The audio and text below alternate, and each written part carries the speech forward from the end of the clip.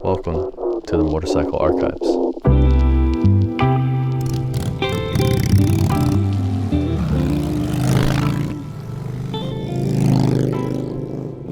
Yeah, I mean, I've been into this stuff for kind of a long time, and I've kind of been collecting specific things along the way. And, you know, of course, over the years, I've had to sell some stuff just to like move on to the next thing. But a lot of my like prized possessions or things that I was, you know, happy to have or proud to have, I tried pretty hard to hang on to. So I have a lot of it still. Yeah. Yeah. And can you actually specifically talk about this bike that we're looking at right here? You're invited builder for Born Free. Just like, you know, what are you working on right here? Like, what is this? What is it, and what does it mean to you? Well, it's a 1940 UL motor, which is a flathead. It's an 80-inch flathead. So it's the bigger size flathead engine from Harley, 1940. It has a matching 1940 transmission that's all polished. The cases are all polished on the engine.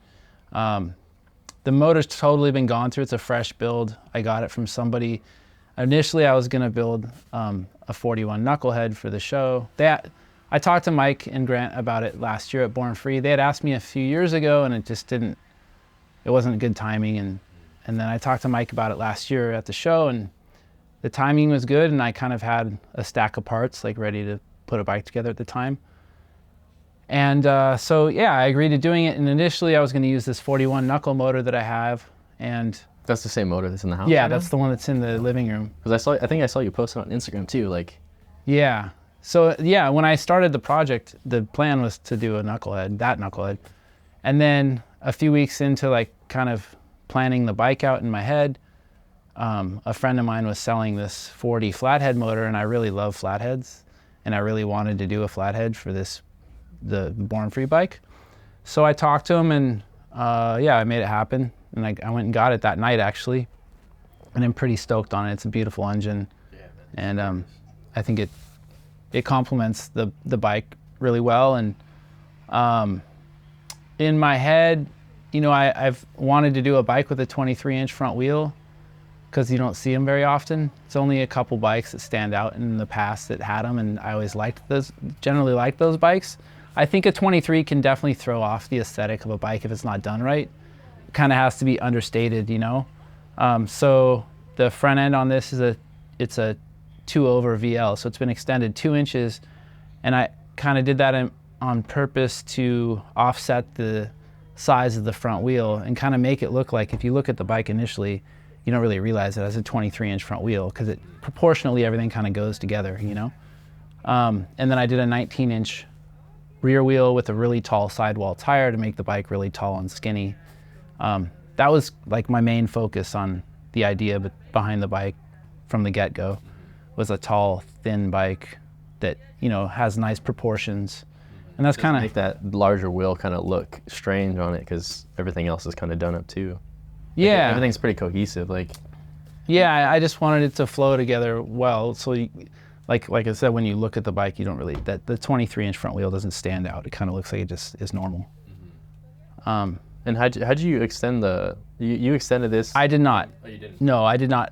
There's a guy named Jason Ferris. He has a company called PCP, Ferris Cycle Products. He's a friend of mine, and he does frame and front end, a lot of frame and front end repairs. And when I got this VL front end, initially it was bent and it was messed up. This is like 3 or 4 years ago. Mm-hmm. And I called him. He's in the Midwest, or he's in Kansas. He's not in Kansas anymore. Yeah. So you're able to ship it out to him? Yeah, I shipped it out to him, and he straightened it, and he extended it 2 inches for me. He did an insanely good job. All of his work is top notch. You know, he's a really talented guy. So yeah, that's the front end I decided to use when I was doing the bike, and that's kind of also what led to me running the 23-inch front wheel also. Kind of, like I said, I've had this front end for a few years, and now is the time to use it, you know? That's really cool. I didn't know that people like really recycle parts like that. Like if something's bent like that, they'll just bend it back into spec almost. I mean, I'm sure that's a really big undertaking, but.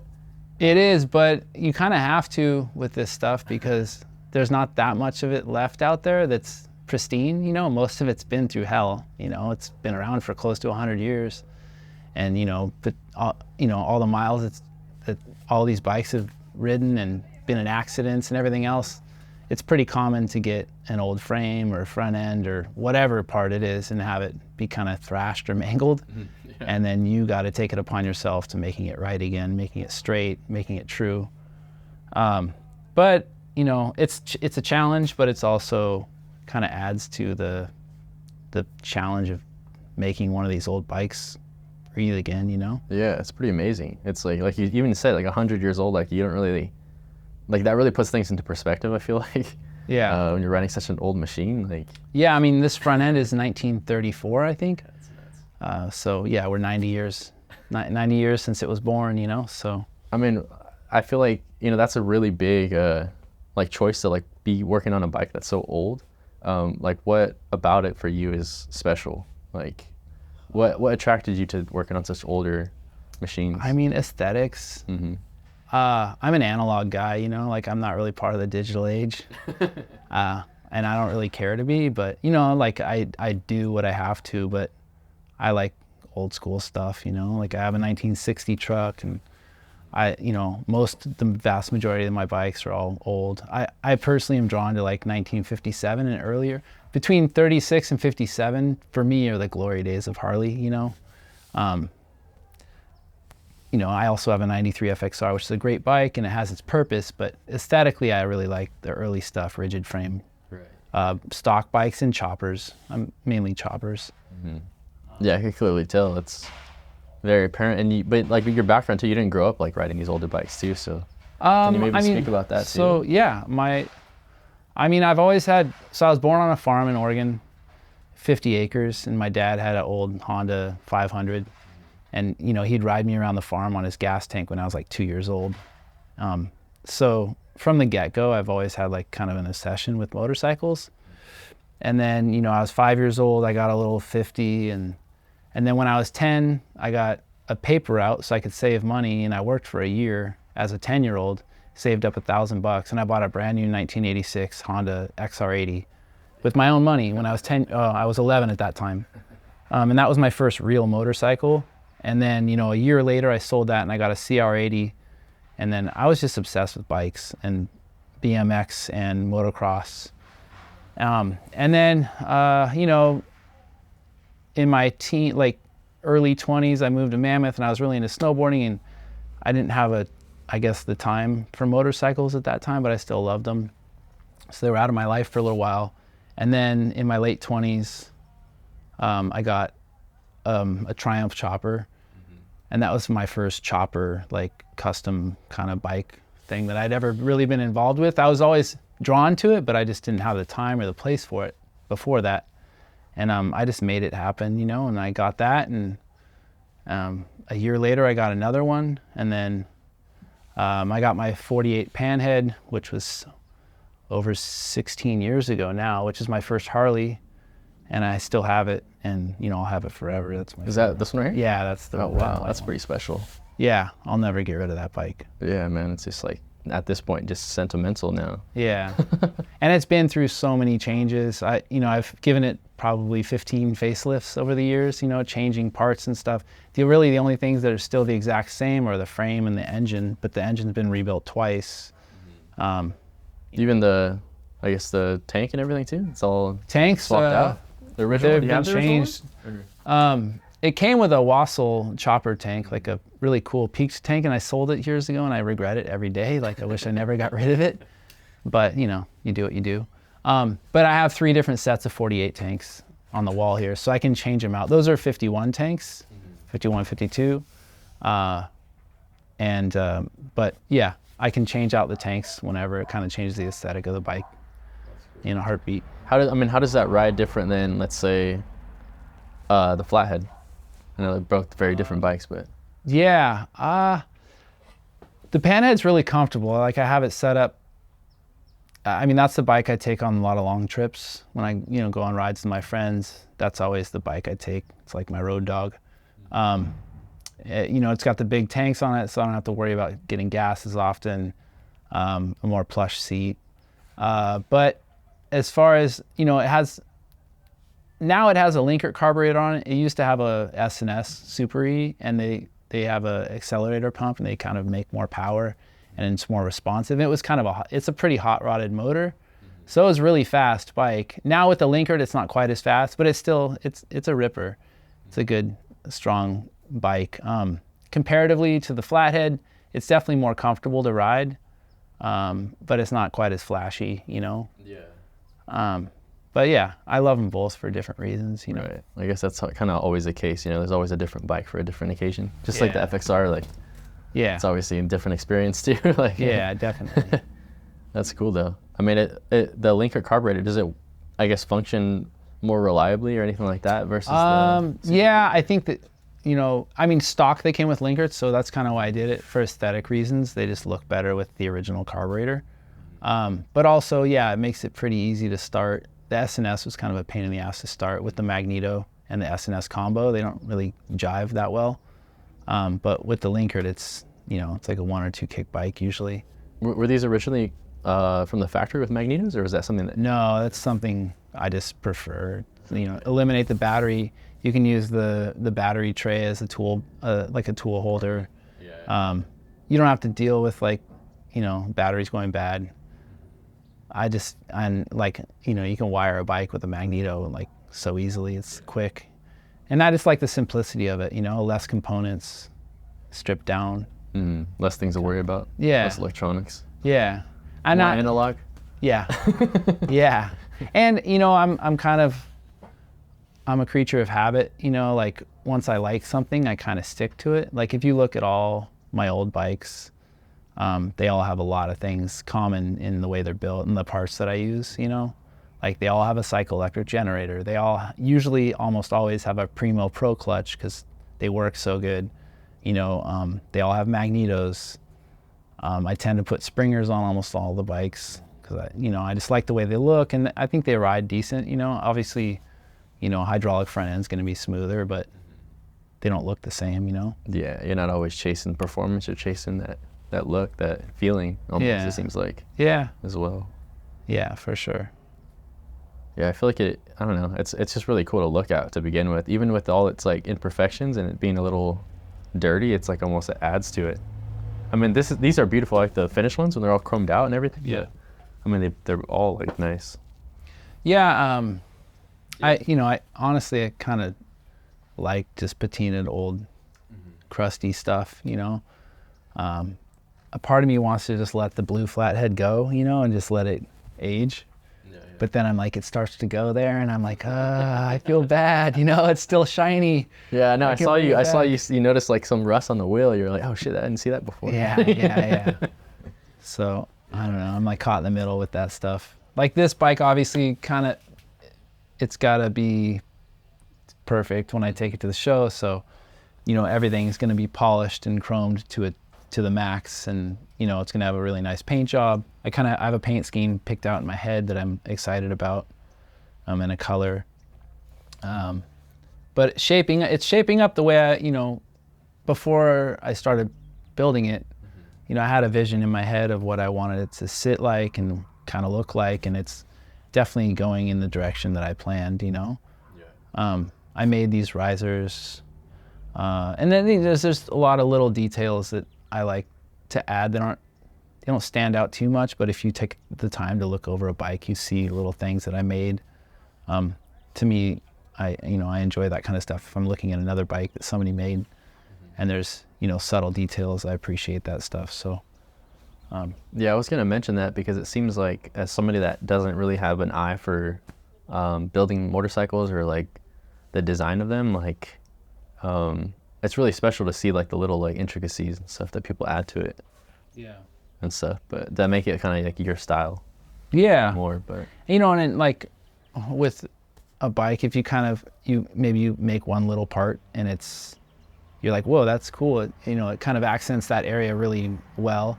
Then you take that design and you adapt it to different things, you know? Like I made the shifter and it has like a peak on, like, you know, just a little extra peak that doesn't need to be there. I just did it kind of because it looks cool. And then I was making this little brake cable clevis thing, and so I added a peak there kind of to match. Right. And I'm sure I'll have some other parts that I make that I'll kind of add that accent in other places, subtleties, but it just kind of makes the motifs, bike kind of makes it flow together nicely, The little touch of like brass on the shifter with the carb with the throttle cable. It's nice. Yeah. And I will see how much of that I get chrome or not, but there'll definitely be a couple little accents of brass on the bike for sure. Is there anything in particular that like you haven't done yet? I know this, you're working on this right now, but like just like a future thing that you kind of like, it's like a dream project for you, or something that you or like even just like a challenge, something that's like challenging that you want to try doing. I mean, honestly, I've never made a gas tank from scratch before, and I'm doing it on this bike. So that's the challenge. I already started one, to be honest. I started one already like 3 or 4 weeks ago, and it's okay, but it can be better. So I honestly, I just put it on the shelf and I'm starting over. So I'm going to finish doing the fender struts and mounting the rear fender. And my next thing is making the gas tank. And so I'm pretty focused on making it perfect, and sheet metal work is really hard, especially if you don't have a ton of experience with it, which I don't. But I know I can do it, so it's a challenge, but I'm excited to do it. And I know the shape and how I want the tank to sit and everything. So we'll see. Check back with me in a month or two on that. Well, it seems like you got your mind wrapped around it already. Like once you set your mind to it, I feel like you're the type of person just meeting you that you will just do it until you figure it out, kind of thing. I mean, from the thing with the interior house, and like I'm sure you approach it the same way. Like I try.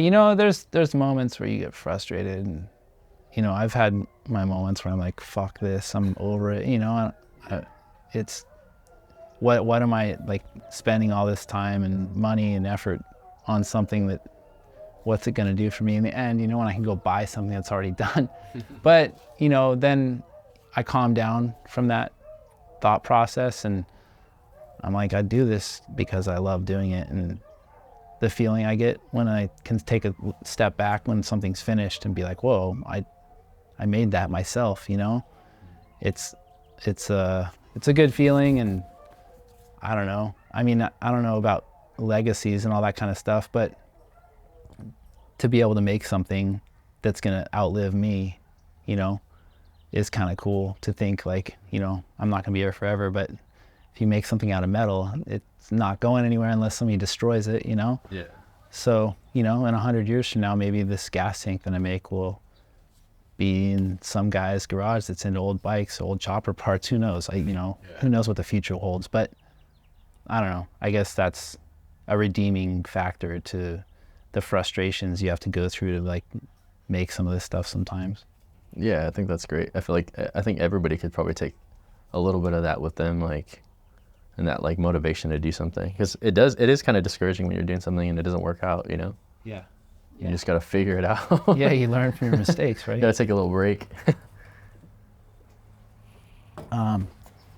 Yeah, but it's fun, and I like learning, and every day I do this stuff. I'm like, oh, I did it better this time than I did it the last, So it is, it's definitely a learning curve. It's a learning process. And, every time you build another bike, I feel like you make some kind of improvement, or you rely on less people, That's the big thing for me with this. Like in the past, I've put together quite a few bikes, and,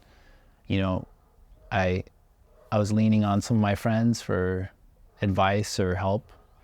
But this one, I'm really trying to just do it almost all on my own, Yeah, that's dope, man. You're just, that's the challenging part that you're kind of invoking. Like you're just trying to just challenge yourself more and learn more with what you have. That's cool. Yeah. I'm sure it's super rewarding. It's like you said, to see something that you finished and be like, wow, like I did that thing. Yeah, and then you're like, well, I can go ride it around. I can ride it across the country if I want to. That's. Can you talk a little bit about that? Like just kind of like those long rides and I guess the experience of like riding? Yeah. Like that? What that means to you? It means a lot. I mean, I think, half of being into this stuff is working on it and owning it and possessing it and kind of being obsessed with it. And the other half is like using it and riding it and the relationships that it brings you. I have so many really close friends that I have because of these vintage motorcycles. There's one thing in particular. One of my best friends, Troy Critchlow, a lot of people know him as Chico Moto. He passed away in 2019 from cancer, but we've been friends for many years, and was obsessed with, the vintage motorcycle chopper scene, and he's a super talented photographer and stuff, and everybody loved him. And he started, and before he even started, we talk about it, and he's like, I want to do this thing called Death Valley Run, and kind of molded after the way guys did it back in the 60s and 70s, from talking in conversations with those guys that did it. And so he started it, it's been 14 years ago now, I think, 13 or 14 years ago. And it caught on, the first year there was like 15 people maybe, and then, now there's like 60 or 70 that go. And he passed away in 2019, and, that was super hard. But, me and our close group of friends, we wanted to keep it going in his honor, and I know he would want that. So myself and my friend Ryan Grossman, we continued doing it, and so me and him organize it every year now. The route's changed a little bit, but it's not even that it's like some crazy long ride. I think last year it ended up being 1,000 miles in 4 days. But it's like the group of people that go every year that are so excited about it, and like we're all pretty good friends, and it's really fun. So that's just one example of. It sounds like a brotherhood kind of, Yeah, it's amazing, and everybody talks about it throughout the year, like, oh, I can't wait for DVR, and like, what are we doing different this year? But it's always, for me, I think about Troy a lot when I'm on the trip, because that was like his happy place along with all of us. But yeah, it's cool to be able to keep that going, and I plan on keeping it going for as long as I can. It's pretty amazing that like Troy, his legacy kind of continues as well, like through that. For sure. Yeah, for sure. I mean, a lot of people go on the ride now that never even had met him before, but they know who he is and know about him because, he's the guy that started it, so yeah. It's kind of special. Well, thanks for sharing, man. It's very cool. Of course.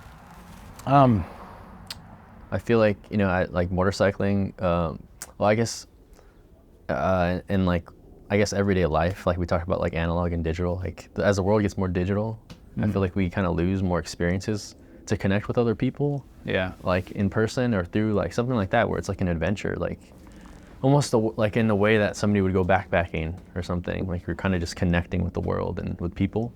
I don't know, I just think it's like super special that you guys do that, because that experience is kind of rare, unfortunately.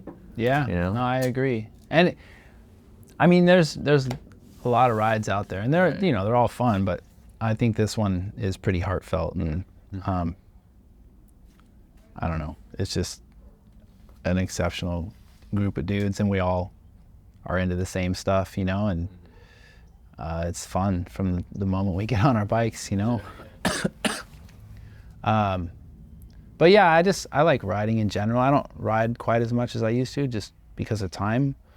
But I used to, my ex-girlfriend, she really wanted to get into riding while we were together, and I kind of discouraged it at first, and she kind of took it the wrong way, like, I didn't want her to be involved, and that wasn't the case at all. I was just concerned about her well-being, like I loved her. I didn't want her to get hurt, but she's pretty bullheaded, and she like got her license anyways, and I actually ended up kind of teaching her to ride, and she got a bike, and then it was pretty cool. We could ride together. We'd go on dates and go ride to dinner and stuff. That kind of stuff was I don't know, valuable. It was fun. It's like something I feel like a lot of couples don't have, Yeah, no, But you know, we're no longer. But still, like hopefully in the future, I meet somebody else that's kind of like on the same page as that. And, That's what's up, man. yeah. It's a special thing. I mean, when you ride a bike, it's like you're kind of putting your whole life on the line in a way. Yeah. You know? Yeah. So I imagine it would kind of bring you guys a little closer too. But yeah, that's cool. That's interesting. Yeah. What was special about it? Yeah, it was. It was definitely a bonding thing for sure. What kind of bike was it? Like, was it an older bike as well? Hers? Yeah. It was a 86 Sportster, but it was a chopper. It was a rigid frame chopper. It was cool. It was a cool bike. Yeah. She ripped on it too. She's a pretty good rider.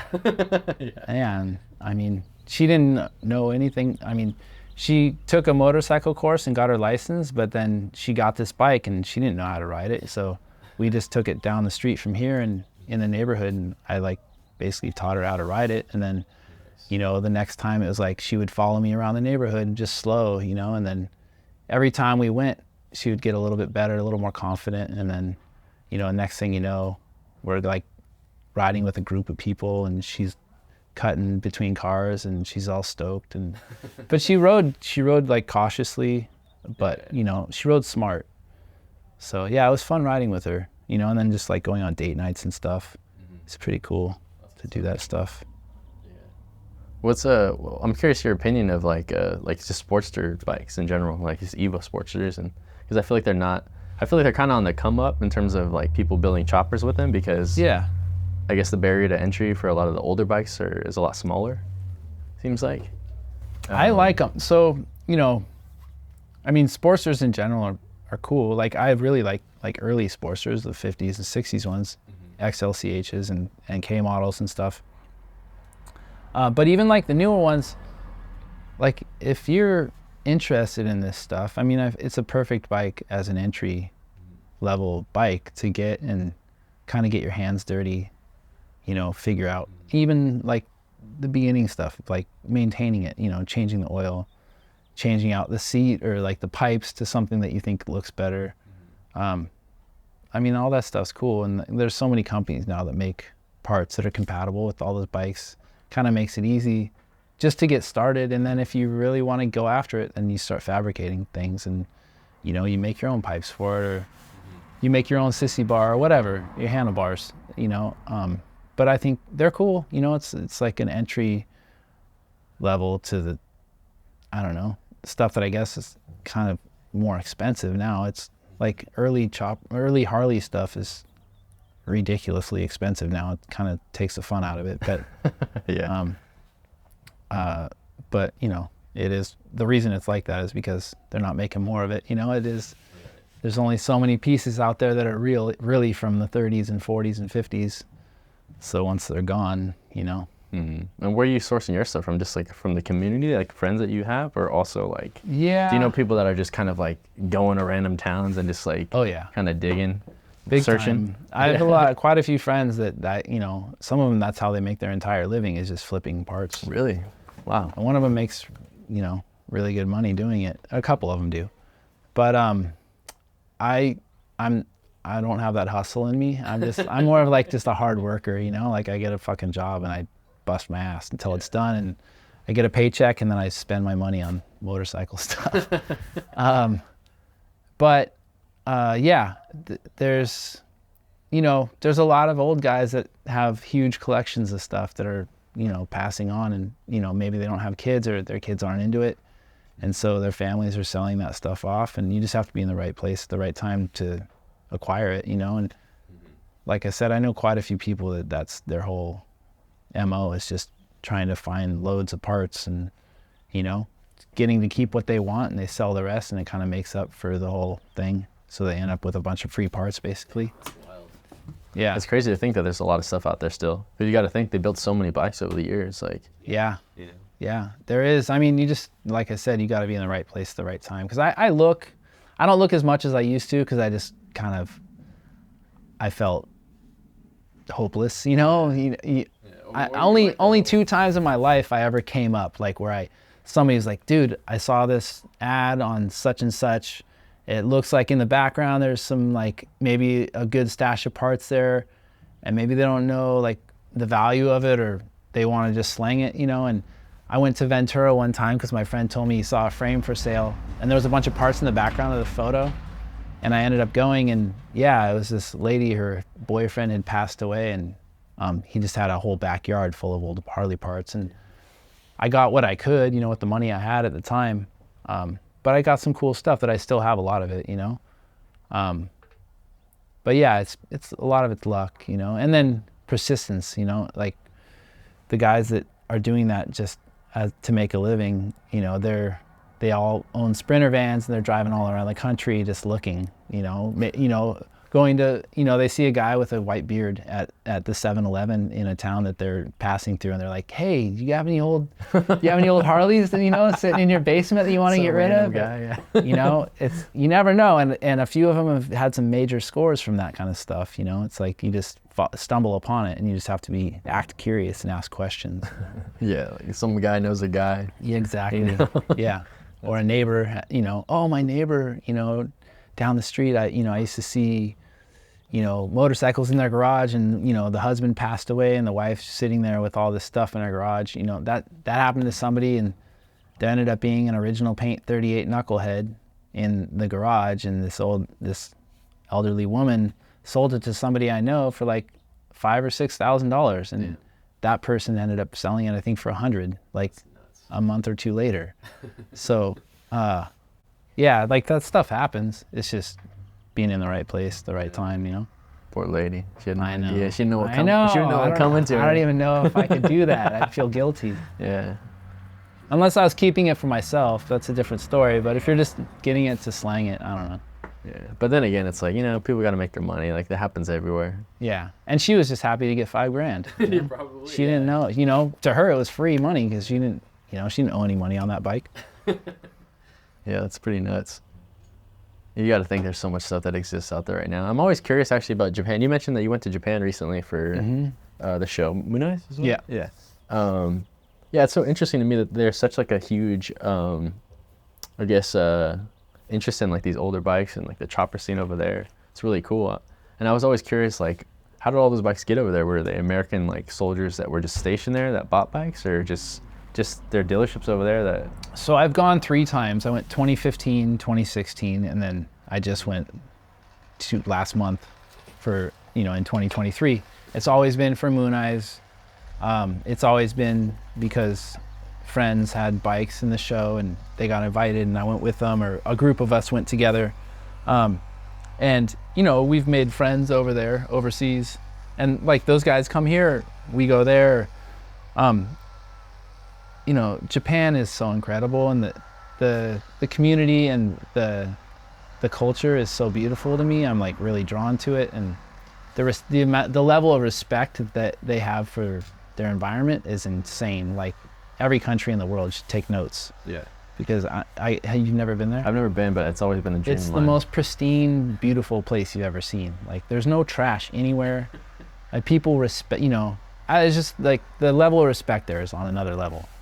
But they also are like when they have an obsession with something, they go full bore, you know? So, you know, vintage cars and motorcycles are huge there, and there's a scene for it, and they kind of blow a lot of people out of the water as far as... Their craftsmanship is amazing. Yeah, I don't really see any things in person, but like online, I follow so many accounts, and it's just like... Insane. It's beautiful. Yeah. And you know, like... They have the aesthetic down, you know, like they're into basically the same kind of shit that I am. A lot, the guys that I'm dealing with when I go over there, and yeah, that, you know, they have their shop or their garage like just so dialed in and beautiful, you know, and yeah, there's a lot of cool bikes over there. I think a lot of them, right now it's not so great for them because the yen is really weak, so it actually affected the value of these bikes a lot, because it brought the value down because people aren't paying quite as much right now because the yen is really weak right now.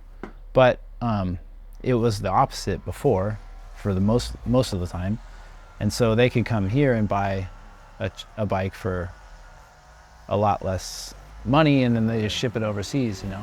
So yeah, there's a lot of stuff over there, definitely a lot of cool stuff. So is that the pro tip? Go over there, buy an old bike and ship it here? Right now? I mean, our money is like 1.5 to 1 right now.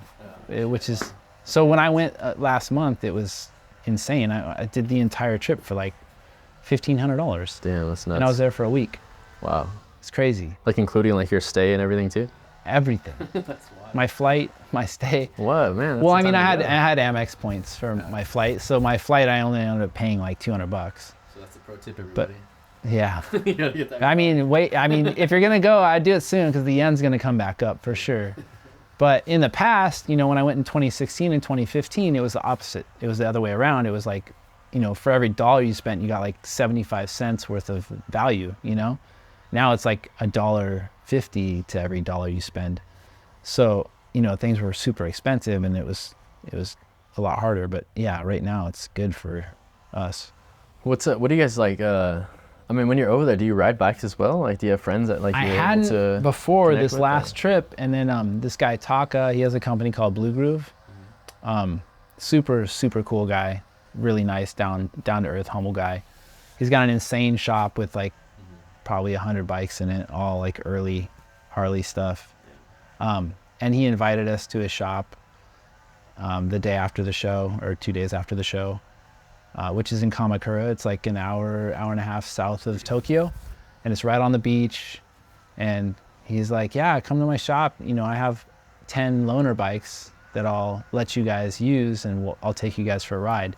So we went, and yeah, it was like a dream come true. Like I always kind of dreamed of riding in Japan, and he gave me a 47 knucklehead chopper, which was sick. Like it was like such a rad bike. Like I kind of want to duplicate it, like make another bike just like it because I liked it so much. And yeah, it was a crew of us from the US, and everybody was, it was me and my buddy Jake Reisman and Todd from Small City Cycles. And there was a bunch of people, and everybody was super cool and stoked. And he took us for a ride to the beach, and we got lunch. It wasn't like a super long ride, but it was fun. It was super fun. And That's like a freaking it was a dream, core yeah. memory right there. Literally, man. I was riding along the coast of Japan. Mount Fuji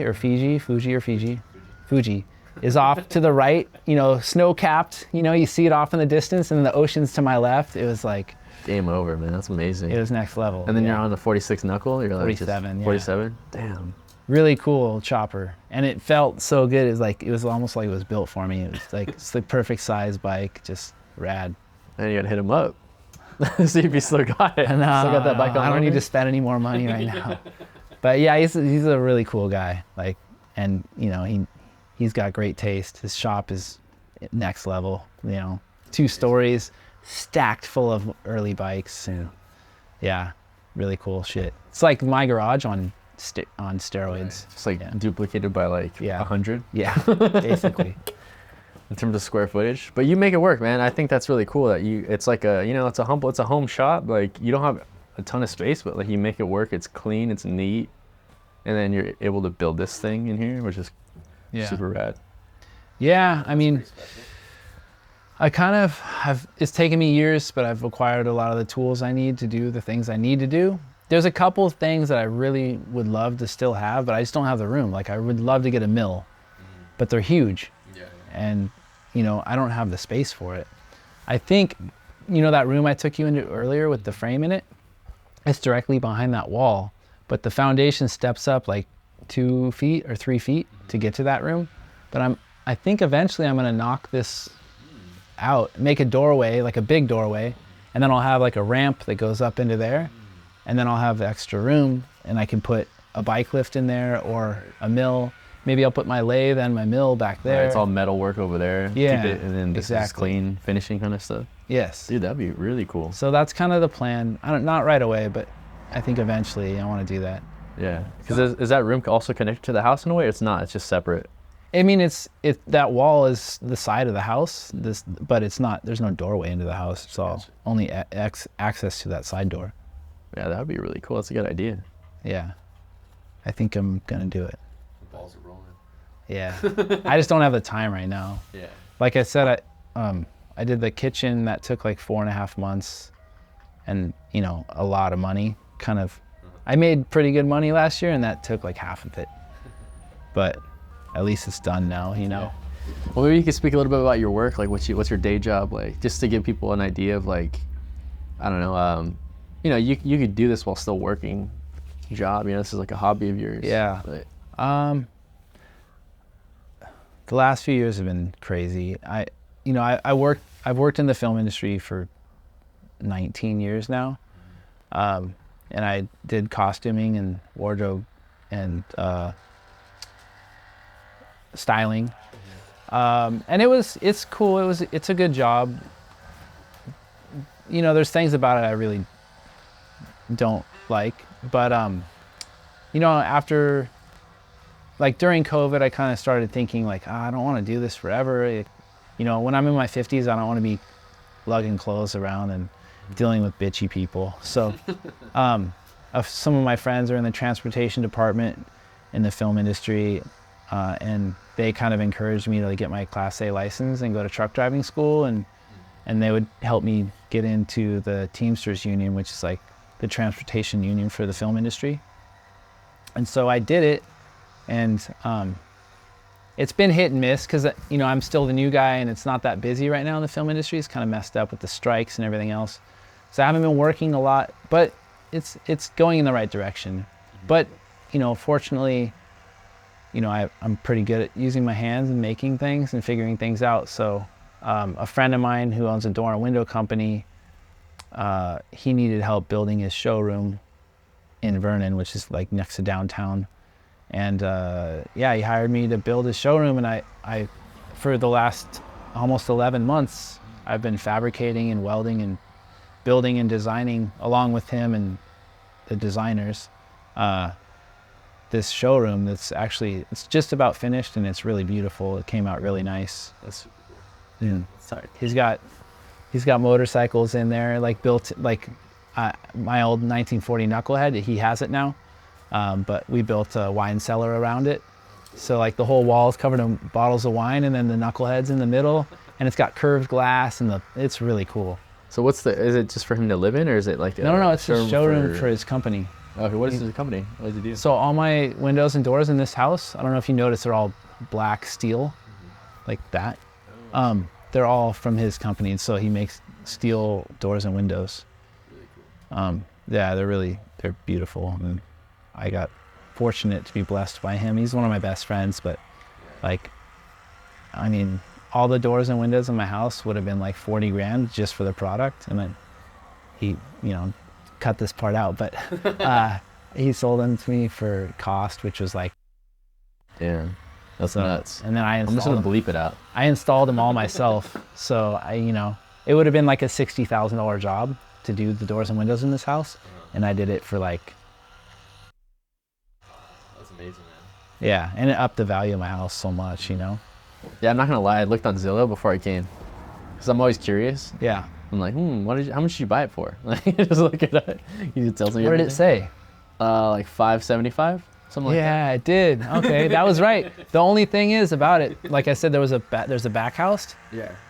and there was a tenant living here renting, and I don't even know how. A tenant in the front house? Yeah, in this house and the back house, and I had to pay both of them to leave when I bought the place. So I ended up paying like 25 grand cash to get them out.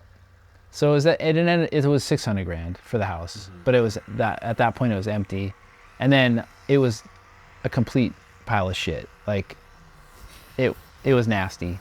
So, you know, from the day I got it, I've been working on it, you know. Now it's to the point now, the interior at least is super comfortable, and I put in air conditioning, a new roof, like all new plumbing, all new electrical, new panel for the electrical, everything. I mean, everything. And then it's, you know, all the surfaces too, like repainted every surface, ripped out the flooring, did the kitchen, did the bathroom. And the back house was kind of the same thing. Like it was just nasty. But, you know, and now it's like comfortable. I have a good tenant in the back, and, you know, the inside of my house is nice. The exterior is whatever. It needs love, you know. Yeah. But I don't have the energy or the money right now, so. Well, I mean, you did the most important part, which is the interior first, you know? Yeah. So you're spending most time in there. Yeah. So that's pretty amazing. Maybe next year I'll start doing the outside. Yeah. And I feel bad because everybody's doing their yard work. Everybody's making a bunch of noise out here today. So I hope it doesn't really impede on the mics that much. It is what it is, you know? I don't want to have to cut it because you can't control any of that, but I'm sure we'll be I fine. can go tell him to shut up. Just kidding. Should you imagine? In the film industry, they would. They'd be like, hey, we'll give you like $300 to come back another day. Right. You know? Shit, that's true. Yeah, the film industry is interesting. Industry. It sucks. Yeah. I mean, I it don't like is what it is, but you know, I mean, it's a decent living, but it works you hard, you know? Like you're not making your money for nothing, you know? Yeah, and it seems like also like, you know, when you're just starting out, for some people or a lot of people, it's like, you know, you're spending so much time working on it for like not a lot in the beginning. Yeah. You know, it takes Well, a like while as to a PA or something? as a PA or something Yeah, when you're just yeah. like starting out. Yeah, It I can be agree. pretty rough. Yeah. And it's so competitive too. That's the hard part too. So many people want to do it. Yeah. So it's like you're fighting for jobs and For stuff. sure. I went to college, I got a degree, and I have no need for that at all. Like, Yeah. For film or? no, advertising, to be honest. Yeah. But like, it was kind of a waste of time, you know? Yeah. Because while I was just finishing up school, I started PAing, you know, in the film industry, and then one thing led to the next, and now it's 20 years later almost, and you know, I've never needed my degree for anything. Where'd you go to school? I finished at Cal State Northridge. Oh, me too. Oh, really? Yeah, that's crazy. No way. Yeah, I went to Northridge, and I mean, I graduated in like 2017, I think. Oh, But- shit. You're like, I, oh shit. I finished in 2004. Yeah. 2004 or 2006. Yeah. You're a big Matador guy. Yeah. But when I went there, that campus was not that nice, Oh, you is know? it? Now it's pretty fucking nice. The library was always nice though, right? The libraries look kind of cool always. Big ass library. You don't remember the library? They made a TV show about that. Like that took place there. It might have been built after I left there. It was in an old building. Because they built so many new buildings, like gorgeous. I mean, the campus is, because I shot a job there actually like 2 or 3 years ago. So I saw the whole campus recently. And dude, the campus is so much nicer than it used to be. Yeah, it's nuts. My sister went there too. Yeah. But she finished in like, I don't know, 2000, or no, like 98 or 99, like a long time ago. Yeah. That's funny that you say that because it's Northridge. It's funny. I don't know. My experience there too was kind of similar to yours. I feel like I feel like when I graduated, I was like, damn, I learned more like on my own than I did in school. Really, like I mean, in terms of my like line of work. yeah, and maybe it's the same for you too, but I put myself through school, and the only reason I did it was really because my parents wanted me to get a college degree because neither one of them had one. My dad was drafted in the military, and my mom, you know, was just a housewife and worked at whatever job she needed to help. But they like put pressure on me to get a degree, and so I did it, and I did school loans and that kind of shit. And you know, finishing was a sense of accomplishment, you know. I was like, whoa, I did this on my own, you know.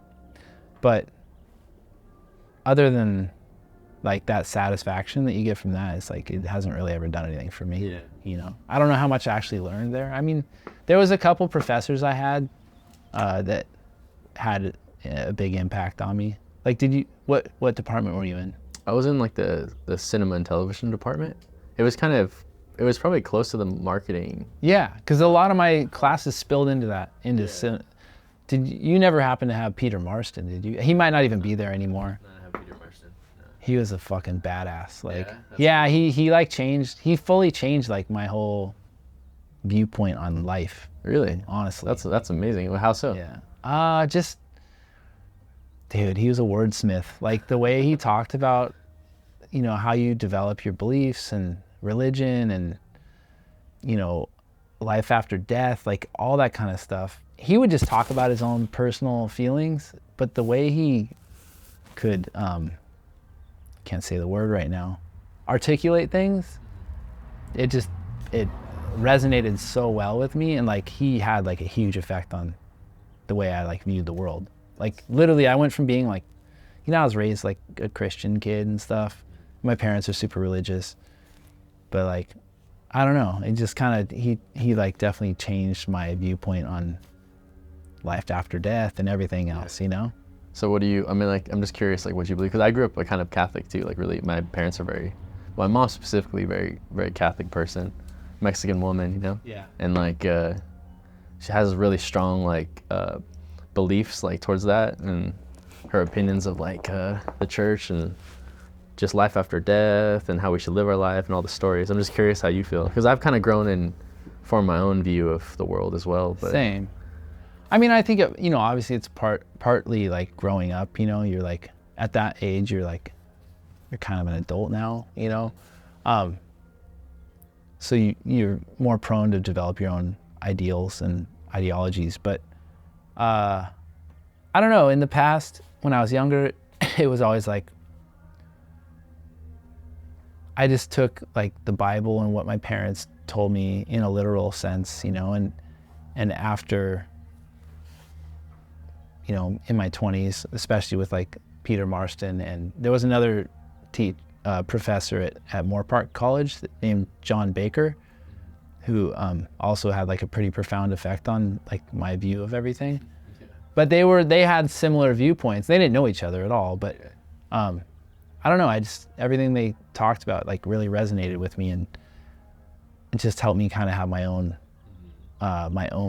thoughts, about things, rather than just believing like what you were told. Literal like definition of like, the way you're supposed to be because some book that somebody that probably never existed wrote, I don't know. I'm still I feel like still a spiritual person, but I don't think everybody's going to hell that doesn't believe in Right. and there's a Jesus and Yeah, I've always felt that like the religion's always been, in my experience, like based on fear in a way. Like, I kind of heard that a lot, like in like just the stories growing up, and yeah, it's like hard to kind of live your life like that. Like you feel like you can't be a certain way because of this and that, when like if you did, like there'd be nothing wrong with it. Nothing would really change in your immediate life, like in a bad way. You're just trying to be like yourself. But yeah, I don't know. It's just, I just think it's an interesting topic, like religion and spirituality too, because I feel like it's important. And I feel like it kind of relates to motorcycles too in a way. Like I tell my mom that like I don't really like going to church anymore, pray like, or like my idea of God is more of like the earth, or like, like there's birds in the trees and the experience of life and the things that are growing. Yeah. And I don't feel like I have to go to church in order to like feel that. I feel like I could just have to go outside or go on a bike ride and kind of just connect, and be a good person. I think be a good person. Yeah. I think that's, religions cause more death than fucking whatever, like so many people have been killed in the name of God. It's like, I don't know, it just seems hypocritical to me. But I think that the main thing is, there's an inherent good and bad. I think that most people can figure out what that is, and if you're nice to people and you try to help out and you're a good person, like that's what matters in the end, Yeah. So just try to be a good person. Yeah. Yeah, it doesn't have to be that complicated. Just simple. Be a good person. Don't worry about what's happening after life. I mean, Just kidding. I'm a single dude now, and I don't have kids, and I don't even have a dog, so I'm like, I'm kind of just living for myself at the moment, and I don't know, it's kind of been, honestly, like the last year has been kind of rough, but I have a lot of friends, like really close friends, and they, and my family, they get you through the hard times when you need to talk to somebody, but you're you start to think about mortality. I'm a lot older than you, so you start thinking like, legacy, and like, what are you going to leave behind? Who's going to remember you? I don't know, like, I don't even know where I'm going with this, but It's all right. You can just freeball it. just, Yeah. I don't know. I don't know. That kind of stuff's been on my mind a lot lately, I guess, because I'm like freshly single, and Yeah. my brain's been spinning, thinking about that stuff. And thank God for this shit right now, because it's like kind of the only thing that's keeping me sane, because that, it's like, I don't know if you've probably been through some rough breakups before, that stuff can get the best of you, like your thoughts. Yeah, man, for sure. And sometimes it could be like the only thing you think about, and then It so is. I'm sure it helps. Yeah, It keeps you from sleeping, it keeps you from eating, like that kind of thing, you know. And then, but like this gives me something to focus on and like direct my thoughts to, and it kind of distracts some of the negativity that, you know, I don't really want to have going through my brain, you know. So Yeah, totally, man. I appreciate you saying that. I feel like that's like the more human thing that you could say, because that's, everybody goes through something. It's like nobody's ever alone in that. We all go through shit, and you know, it's a part of life, I think. yeah, It's like a constant work, constant challenge. for sure. But I think to have a creative process really aids, at least me, it aids me a lot. Like to be able to focus on something and like put my energy into it and think about it, and like it's a distraction for one, but also it's like a rewarding thing. So it kind of takes away from the negativity you might be getting from whatever's going on in your life that's not so positive, you know. So I'm thankful that I have something like this to focus on, you know, in the hard times especially. You talked about like legacy and like, you know, children. Is that something like you kind of see in the future for yourself, or is that something that you? Yeah, I mean, I would like to have a kid, you know. I don't even need two. Like one would be cool. But you know, I guess the biggest part of that is finding the right person to do it with, you know. And like with my ex, we talked about it, but you know, I guess it's good that we didn't, because we're not together anymore. But yeah, you know, hopefully I meet somebody that is on the same page as me and is wanting to do that, because I'm at the point in my life now where I'm ready to have a kid, you know. I think it would be cool. If it doesn't happen, it doesn't happen, but yeah, it would be cool to experience that, whether it's a boy or a girl, and like hopefully they show some kind of interest in this stuff, and I can pass on some of my knowledge or passion for these old things, and maybe, you know, who knows, give them some stuff to carry on. Right, yeah, that'd be awesome. Yeah, because if not, it's like you see old guys pass away and they don't have family to give their things to, and where does that stuff go? It just ends up, you know, with some stranger. Right, exactly. Some guy that sold it for $100,000. Yeah, exactly. Damn. No, that's some real stuff, man. What about your sister? You mentioned you had a sister. Does she have any kids too? Yeah, she has 3 kids. That's cool. Is she around here, like kind of close to you? Or can you No, connect I that much? wish. No, they're in Seattle, or near Seattle. But yeah, she has a 20-year-old, an 18-year-old, and a 16-year-old. Oh, dang. And they're all rad kids, but you know, unfortunately I don't get to see them that often because they live so far away. My parents are in Arizona, in Prescott, up in the mountains. So we're pretty spread out, but we're still like a close family, you know, like we all get along good and stuff. I could relate to that. I think that's happened to my family too. We used to be so close, like everybody lived in the same town growing up. Yeah. Visalia. Yeah. And yeah, as you get older, everybody kind of does their thing. You go to college, you do this, you do that, and then next thing you know, everybody's kind of spread out. Yeah. And it's harder to see each other. But that's something that I'm craving, I feel like, right now. Just be closer to family. Yeah, I've been thinking about it too, but I can't leave here. Like, Yeah, you got like a pretty home base here now. yeah, I kind of have a lot holding me down here, and you know, I like it. You know, I have so many friends that I like still am close with from like high school, so it's hard for me to leave that behind. I keep bringing her up, but my ex really wanted to move, you know, and she would always be like, "I'll go wherever you want to go, you know, let's just pick a spot." And I was like, I don't think I can just up and leave. I have too many things holding me here, like my work for one, my house, which I guess I could rent, but like you know, she wanted to move to New York. I'm like, what am I going to do in New York? I don't really know very many people there, and like work, it would be starting from scratch, you know? So I don't know. Yeah, LA is my home. Yeah, I think it's hard to get up and leave and just change completely. Like you said, start from scratch, like when you have so much roots here. Yeah. And I'm sure your friends are so close, they're like family.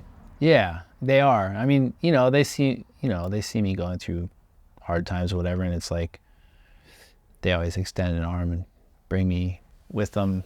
you know? Yeah. Like for New Year's, I went to my friend Dion's place up north, and it was like me and 3 families, you know, with like husband and wife and kids, and I was like the odd man out, but you know, it's all love. Everybody was very inclusive and happy that I was there, so it was cool. That's what's up. Yeah. Well, it's a beautiful shop you have here, man. And like, that's cool that you've been able to like, you know, buy a house and like just figure that out. And, you know, it's like it's crazy in this day and age. It know. seems, especially in LA. I mean, it was like a 14-year process though. It wasn't easy. Like I was saving money, you know, built a bike that I ended up selling, which like I said, was like a big chunk of my down payment. And, it was a lot of work, but I worked my ass off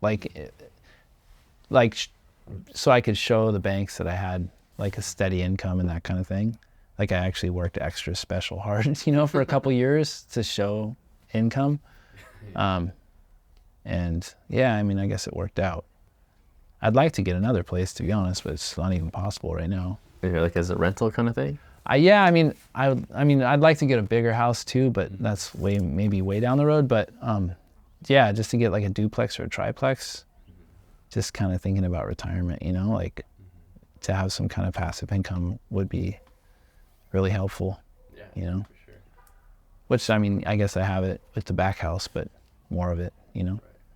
Yeah, these streets is tough. You gotta prepare for the future. Yeah, yeah, but it's good to be able to fix things yourself because it saves you a lot. Oh yeah, that's a super valuable skill. For Yeah. sure. Yeah.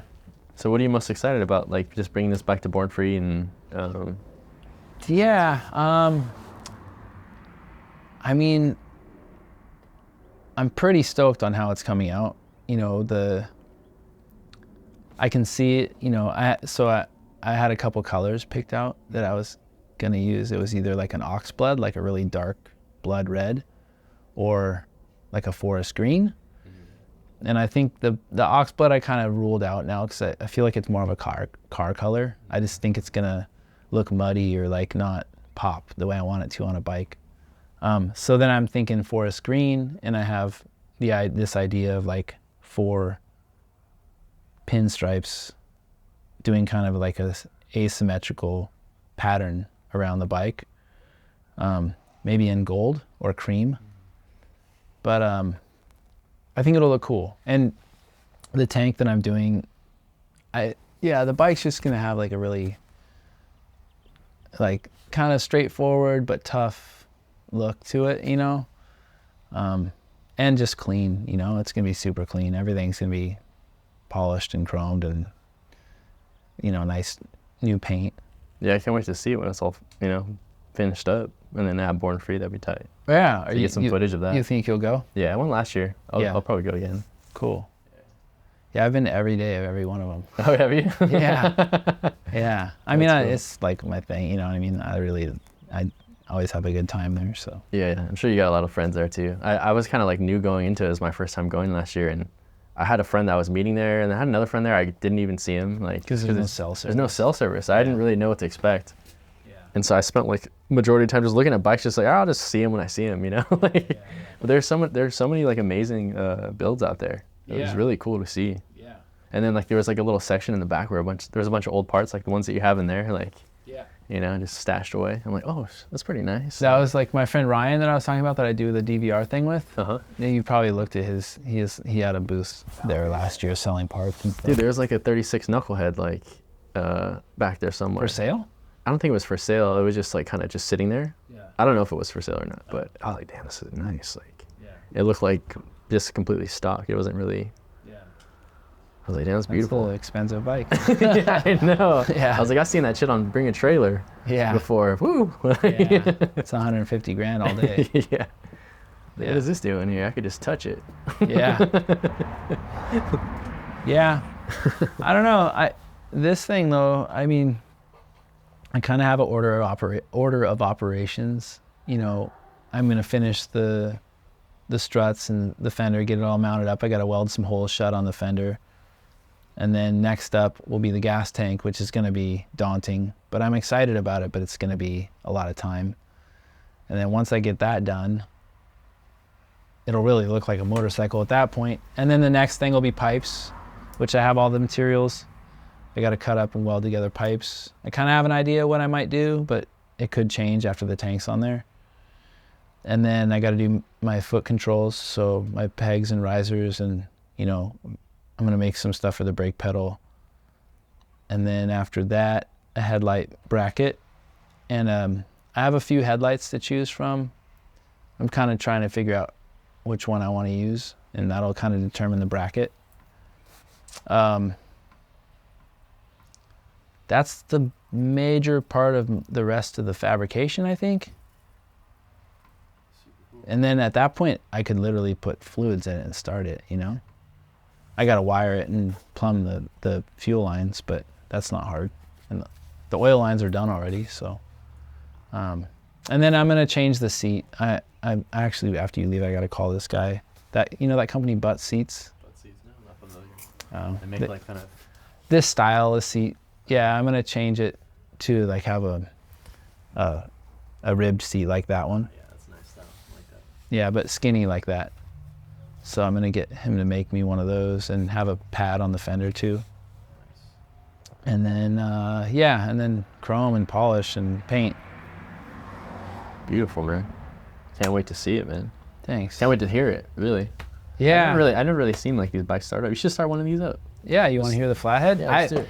None of these bikes the have camera. started in like a month, so we'll see how easy it starts. But Well, shit, we'll figure it out, I guess. bear with me. We'll see how she starts. It's been a while.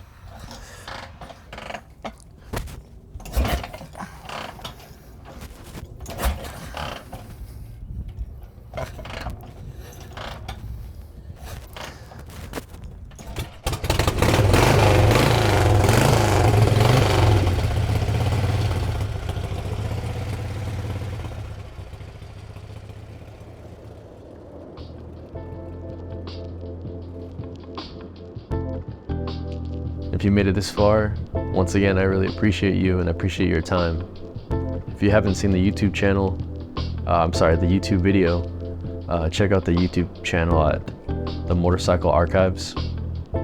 Also, if you'd like to support Ryan, you can find him on Instagram at antihero1976. If you decide to go to Born Free this year, I'll be there. I know Ryan will be there with his show bike. And don't hesitate to reach out if you see me. I know service over there, the cell service is terrible. Spend half your time kind of wandering around, not being able to find people sometimes, but it is what it is. Once again, thank you so much, and I'll see you on the next one.